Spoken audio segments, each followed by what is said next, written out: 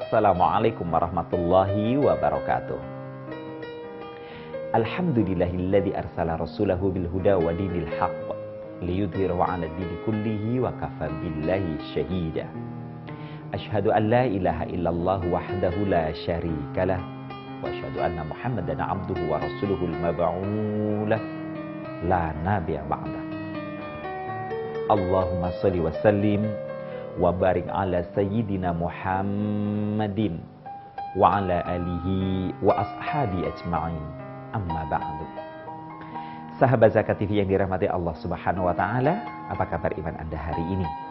Doa dan harapan kami semoga keimanan kita senantiasa meningkat dari hari ke hari. Dengan meningkatnya keimanan sehingga kita akan senantiasa menatap cerah kehidupan. Dengan meningkatnya keimanan, maka kita akan senantiasa fokus pada satu arah dalam membina kehidupan rumah tangga adalah semata-mata mardhatillah. Kalau semuanya sudah diarahkan untuk mardhatillah, maka kita akan menampaki kehidupan rumah tangga kita terus dalam panduan cahaya-cahaya kebaikan, dalam panduan-panduan ilmu pengetahuan. Tak terkecuali di dalam kita mendampingi tumbuh kembang anak. Di dalam kita mengasuh putra-putri kita sebagai amanat Allah Subhanahu wa taala. Oleh karena itu, dalam kesempatan kali ini kita akan berbincang dengan sebuah tema, fasilitasi anak bukan memanjakan anak. Kenapa tema ini kita ambil? Karena dalam kehidupan rumah tangga hadirnya seorang anak yang sering kita sebut sebagai buah hati adalah sesuatu yang senantiasa ditunggu dan diharapkan. Kebahagiaan akan begitu membuncah, rona muka akan begitu memerah, menyalakan kebahagiaan, apalagi jika lahir anak pertama yang telah lama dinantikan. Sebaliknya, terkadang memang dalam kehidupan rumah tangga yang sudah dibangun sekian waktu lamanya, kemudian buah hati yang dinanti tak kunjung tiba, menimbulkan kegelisahan-kegelisahan baik dari pihak suami maupun pihak istri. Setahun belum ada tanda-tanda kehamilan pada seorang istri, pasang suami istri ini mungkin masih bisa bersabar. Tapi masuk awal tahun kedua masih belum ada tanda-tanda, biasanya sudah mulai muncul sedikit benih-benih kegelisahan. Genap 2 tahun mulai muncul nyaris pada arah kecurigaan-kecurigaan. Masuk tahun ketiga bukan lagi nyaris tapi curiga, jangan-jangan. Mulai muncul kalimat jangan-jangan. Siapakah yang mandul di antara kita? Kau ataukah aku? Suami ataukah istri?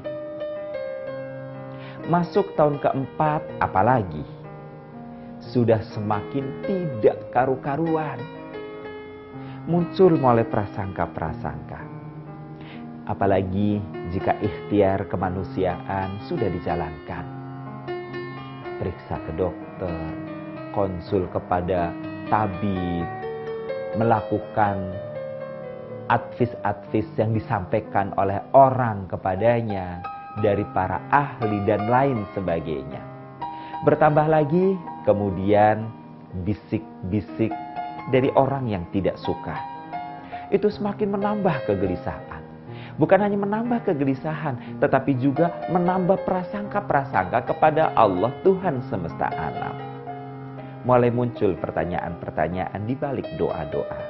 Tuhan, salah apa kami ini? Tuhan, kurang apa kami ini? Dan seterusnya. Sementara barangkali masing-masing pasangan dalam kehidupan rumah tangga, orang akan memiliki tingkat-tingkat tertentu bagaimana mereka mencoba mengantisipasi kegelisahan-kegelisahan. Sebagian orang yang kuat keimanannya mungkin dia akan mencoba untuk tenang, memasrahkan kembali semuanya kepada Allah Subhanahu wa Ta'ala. Bagi orang yang imannya kadang yazid wa yanqus, kadang naik, kadang turun, ya ibarat orang mengatakan terkadang rada angin-anginan. Kalau imannya lagi kuat, dia bisa mengatakan, Rob, aku pasrahkan kepadamu tentang harapanku untuk bisa punya momongan. Tapi kalau imannya lagi turun, akan muncul lagi pertanyaan, salah apa kami ini? Dosa apa kami ini? Jangan-jangan mulai muncul sikap-sikap su'udzon. Kemudian, ketika sikap-sikap ini sudah mulai muncul, Allah Subhanahu wa Ta'ala, tanda kutip, akan melihat seorang hamba. Apakah dia menginginkan hadirnya seorang anak adalah betul-betul dalam semangat siap untuk mendidiknya, semata-mata menjadikan anak ini bukan sekedar karunia Allah Subhanahu wa Ta'ala, tetapi sebagai amanat Allah untuk ia dididik menjadi khalifatullah fil ard, supaya kelak nanti dalam kehidupannya menjadi penegak nilai-nilai tauhidillah, ataukah sebaliknya ia akan menganggap bahwa hadirnya seorang anak sebagai karunia Allah adalah semata-mata karena ikhtiarnya. Biasanya pada kondisi tertentu setelah sekian waktu berlalu, orang setengah tidak berharap. Bahkan doa-doa pun kemudian suaranya mulai sayup-sayup, betul-betul tak sampai, karena memang doa itu sudah tidak dilantunkan lagi. Pada kondisi atau momentum seperti ini, bisa jadi Allah Subhanahu wa Ta'ala akan menghadirkan kepadanya seorang anak. Dan itu terjadi justru setelah rumah tangga berjalan sekian waktu lamanya. Sudah tidak berpikir tentang anak, sehingga bisa jadi secara persiapan mental, persiapan fisik juga sudah tidak lagi begitu maksimal. Tetapi ternyata Allah memberikan anak. Bagaimanakah respon sepasang suami istri dalam kondisi mereka sudah tidak memikirkan lagi tentang diberinya karunia anak sementara Allah memberikannya? Akan kita lanjutkan pembahasannya selepas pesan-pesan yang berikut.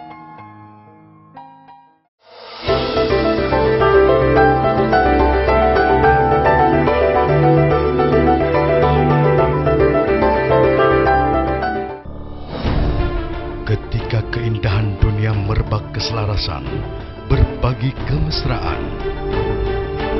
Ketika sejuta tangan merangkai kebahagiaan dalam kehidupan yang harmoni. Ketika zakat Anda wujudkan indahnya dunia.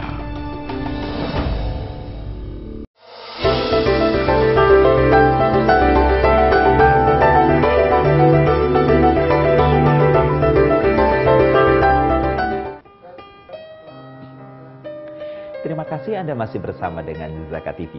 Dalam program Asmara ini, kita sedang berbincang tentang fasilitasi anak, bukan memanjakan anak.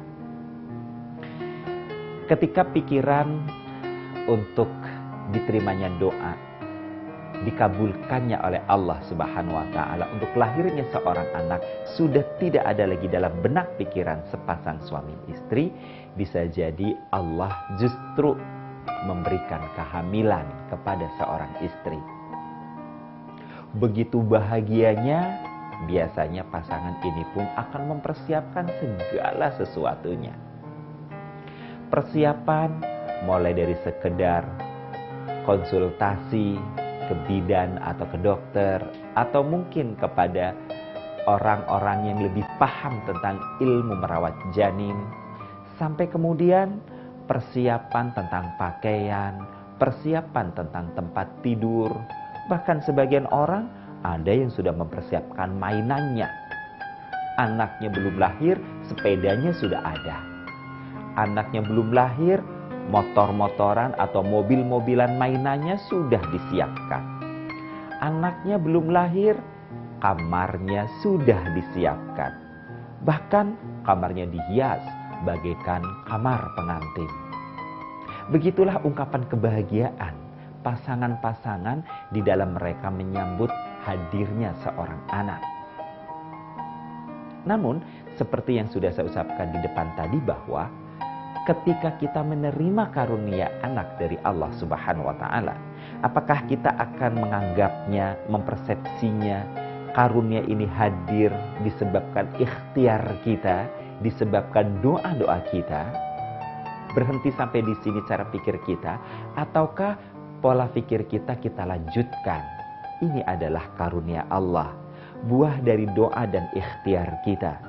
Tetapi ini juga adalah amanat Allah agar kita mendidiknya menjadi khalifatullah fil ardh, agar menjadi wakil Allah di muka bumi yang bisa menegakkan nilai-nilai ketauhidan, sehingga kita akan bertindak sebagai seorang murabbi. Kita akan bertindak sebagai seorang pengasuh yang menumbuhkan, mengembangkan keimanannya, kecerdasannya, kekuatan jazadiyahnya. Kita bahkan akan mau menjadi pemandu jalan kehidupannya. Ibaratnya, orang tua yang memahami bahwa anak adalah merupakan karunia sekaligus amanat Allah untuk dididik menjadi khalifatullah fil ardh, maka orang tua ini akan memposisikan dirinya sebagai duta Allah Subhanahu wa taala di muka bumi ini atas anak-anaknya. Tidak jauh beda dengan peran, fungsi, tugas, dan tanggung jawab seorang duta besar sebuah negara. Ketika seorang duta besar sebuah negara dikirim ke sebuah negara tertentu, maka tugas dia di sana adalah menjalankan misi-misi kenegaraannya. Dia akan mengurus seluruh keperluan bangsa dan negaranya di negara orang. Baik itu terkait dengan sosial, politik, ekonomi, budaya, pertahanan, keamanan, tak terkecuali warga negaranya yang memang tinggal di negara lain tersebut. Warga negaranya akan dipantau, dikontrol, dibantu keperluan-keperluannya, termasuk juga diarahkan agar perilaku-perilaku warga negaranya di negara lain itu tetap membawa nilai-nilai kebaikan negara asalnya. Seorang duta besar bukanlah seorang menteri perdagangan. Seorang duta besar bukanlah menteri yang tugasnya hanya mengurus ekonomi. Seorang duta besar sebuah negara bukanlah seorang supervisor yang mengatur, yang mengurus urusan-urusan komoditas warga negaranya di negara lain saja. Maka demikian pun kita para orang tua, sebagai duta Allah Subhanahu wa taala terhadap anak-anak, kita tidak bisa hanya fokus pada urusan komoditas anak-anak kita saja. Sandang, pangan, papan, permainan, sekolah, hanya sekedar mengejar nilai akademik terus digalakkan. Sementara nilai-nilai keimanan diabaikan. Nilai-nilai ketahanan jazadiyah kurang mendapat perhatian. Yang ada adalah kecerdasan intelektual diasah sedemikian rupa, bahkan bisa jadi disekolahkan di sekolah ternama, di sekolah yang baik, tapi perilaku, sikap, adab, sopan santun kurang mendapatkan sentuhan. Fasilitas kehidupan diberikan, tetapi pengetahuan bagaimana menyikapi hal-hal yang berbau materi duniawi tidak ditanamkan. Bahayanya, hal seperti ini bisa menjadi bumerang kelak di kemudian hari. Apalagi biasanya fenomena seperti ini muncul pada anak yang telah lama dinanti kehadirannya, kemudian begitu lahir, tumbuh, berkembang, sampai umur 10 tahun misalnya, terbukti ia adalah anak tunggal. Kemudian orang tua memberikan fasilitas-fasilitas duniawi semata-mata. Faktor keimanan diabaikan, faktor ketahanan fisik dibiarkan, hanya intelektualitas saja, saya katakan ini bisa menjadi bumerang. Sebagaimana kisah seorang wanita tua yang kini hidup dengan seorang anak laki-lakinya, tetapi ia merasa seakan-akan ia hidup sebatang kara saja. Apa pasal? Karena wanita ini dulu menurut ceritanya, sebagaimana yang diungkapkannya, ia lama mendambakan hadirnya seorang anak ini. Suaminya adalah seorang pegawai yang untuk ukuran di kampungnya saat itu orang yang berpenghasilan lebih dari cukup. Dan karena kebahagiaan mendapatkan seorang anak laki-laki, ibu ini pun memberikan fasilitas-fasilitas, semua yang berbau materi duniawi. Sedangkan ketika ibu ini menyaksikan anak-anak lain, teman-teman sebaya anaknya itu pergi ke pengajian, pergi ke musola, ibu ini sibuk dengan urusan rumahnya, sehingga anaknya nyaris tidak didorong untuk beraktivitas ke tempat pengajian. Bagaimanakah kelanjutannya? Akan saya lanjutkan selepas pesan-pesan yang berikut.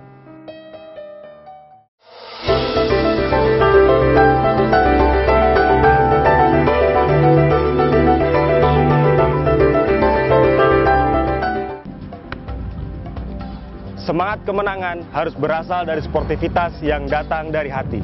Saya Bawang Pamungkas, saya zakat di Dompet Duafa. Keluarga adalah sumber inspirasi saya. Kehangatannya datang dari hati. Saya Inneke Kusharawati, saya zakat di Dompet Duafa. Berbagi memudahkan rezeki, karena datang dari hati. Saya Ipo Santosa, zakat di Dompet Duafa. Dompet Duafa.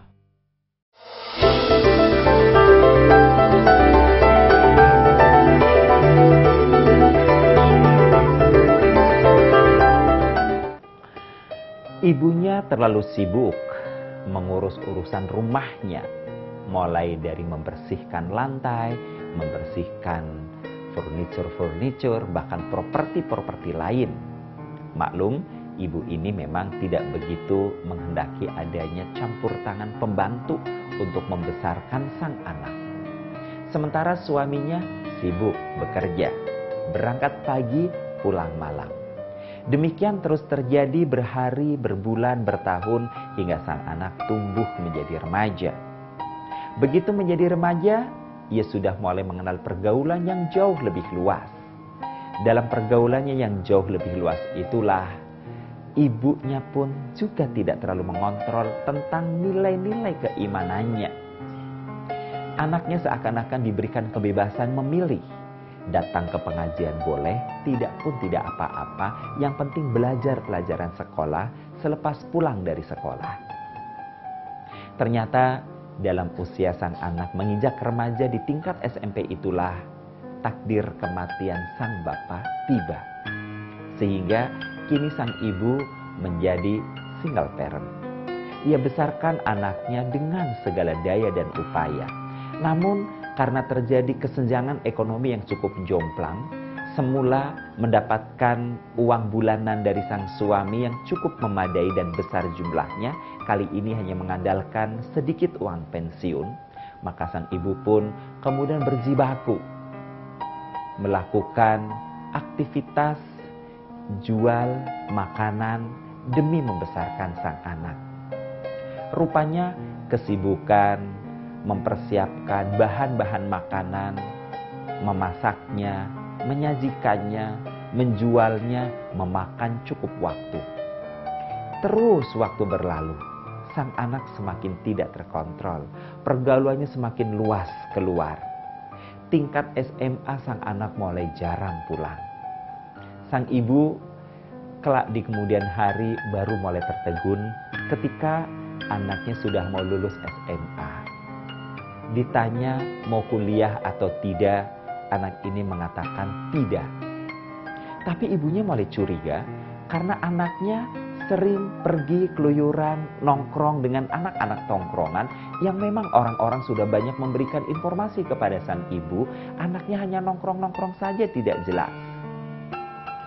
Dan seperti yang dikhawatirkan, sampai kemudian anaknya lulus SMA, tidak bekerja secara cerabutan, itu pun bekerja tanpa mengurangi rasa penghormatan pada kuli-kuli kasar. Anak ini bekerja sebagai kuli kasar, cerabutan, tapi itu pun malas-malasan. Sering terjadi pertengkaran dengan sang ibu, sampai kemudian sang anak pun menginjak pada usia pernikahan. Dan setelah menikah, rumahnya yang besar itu dikuasainya. Sang ibu ditempatkan di satu ruangan kecil di belakang rumahnya.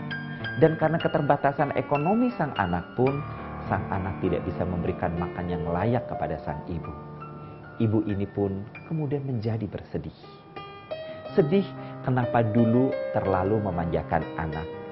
Sedih kenapa dulu terlalu memberikan fasilitas yang berlebih secara materi, sehingga anak terbang terlalu tinggi gengsinya, tidak bisa turun kembali. Maka seperti pepatah yang mengatakan, memang jauh lebih baik menjadi orang yang mantan orang miskin dibanding menjadi mantan orang kaya. Mantan orang miskin sudah terbiasa susah. Mantan orang miskin sudah terbiasa makan seadanya. Tapi mantan orang kaya, dia tidak terbiasa susah. Bahkan dia terbiasa dilayani. Apalagi dulu sering dilayani oleh ibu.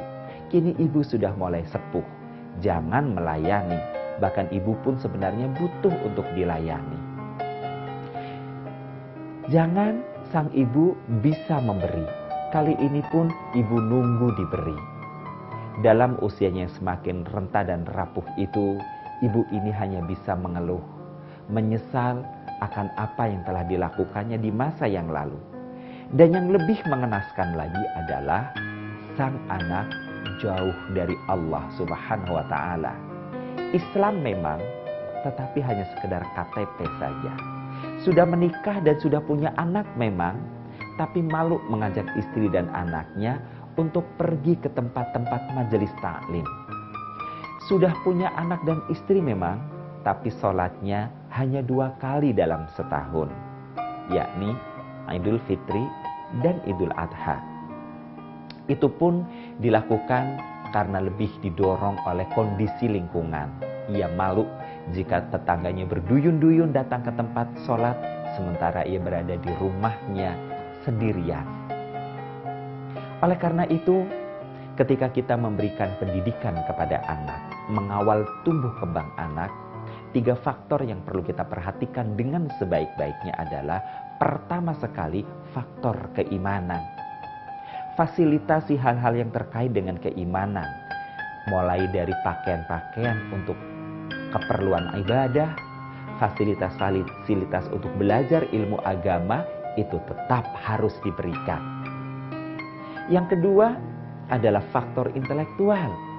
Betul, memang kebanyakan yang formal sekolahnya adalah sekolah intelektual semata-mata. Fasilitas itu silahkan diberikan.